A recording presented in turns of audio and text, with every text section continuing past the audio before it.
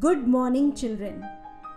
Children, in the last videos, we have learnt about the sacraments of baptism, sacrament of reconciliation and Holy Eucharist, and sacrament of confirmation. Today, we are going to learn about the sacrament of healing. Let us begin with a small story. Arik Mary was a girl. Her grandpa fell sick. Her parents took him to a doctor and gave him treatment. However, his condition became worse day by day. He could not even walk. Arik Mary helped him a lot. One day, her grandfather expressed his wish to receive the sacrament of healing. So her parents sent for a priest. Arik Mary and her mother cleaned up their home.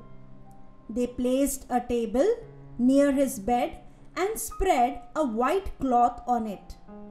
They placed a crucifix between two burning candles. The priest and the neighbors came in. They all prayed for him. Then the priest anointed him and gave him communion. After some days, he recovered from his illness and they were all happy. Children, we all fall sick. Ordinary diseases like fever and headache, and also certain serious diseases affect us. Some meet with accident. Sometimes we undergo serious operations. Thus, sickness affects both our body and mind and cause great suffering. We lose our strength and energy. We become too weak to do our activities. Sickness and suffering are the greatest problems we meet in our day-to-day life. From birth to death, God meets us at different stages of our life. The same God meets us in a special way when we suffer due to our sickness or old age. But in the Old Testament, the Israelites thought that suffering and sickness are due to sin. They believed that finally God alone could cure them from sickness. So they prayed to him, as it is written in Exodus chapter 15 verse 26, I am the Lord, the one who heals you. Jesus is our healer. Jesus showed special love for the sick. He consoled them and cured their sickness. It is written in the Gospel of Saint Mark, chapter 1, verse 32 and 34. After the sun had set and evening had come, people brought to Jesus all the sick and those who had demons. All the people of the town gathered in front of the house. Jesus healed many who were sick with all kinds of diseases and drove out many demons. When Jesus healed the sick, he used different signs. He asked them to have faith in him. He touched them with his saliva, smeared mud, and asked them to wash. Jesus healed the sick and also forgave their sins. Thus, he cured both body and soul. He showed a special concern for the sick. He always identified himself with them. So, it is written in Bible in the Gospel of Matthew chapter 25 verse 36, I was sick and you took care of me. The disciples in the ministry of healing. Jesus gave his disciples the power of healing. If you read Acts of Apostles chapter 5 verse 15 to 16, and chapter 9, verse 33 to 35, healing ministry of the church.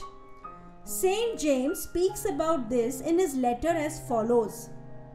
Following the command of Jesus, heal the sick, the church continues to carry out the ministry of healing even today. The Christians visit the sick, pray for their recovery, and console them. In a special way, the charismatic group and other prayer groups do this service well. The church, especially the religious, run a number of dispensaries and take care of the sick. They also conduct basic healthcare programs. The church visits the sick and administers the sacrament of healing and bestows on them God's love and healing power.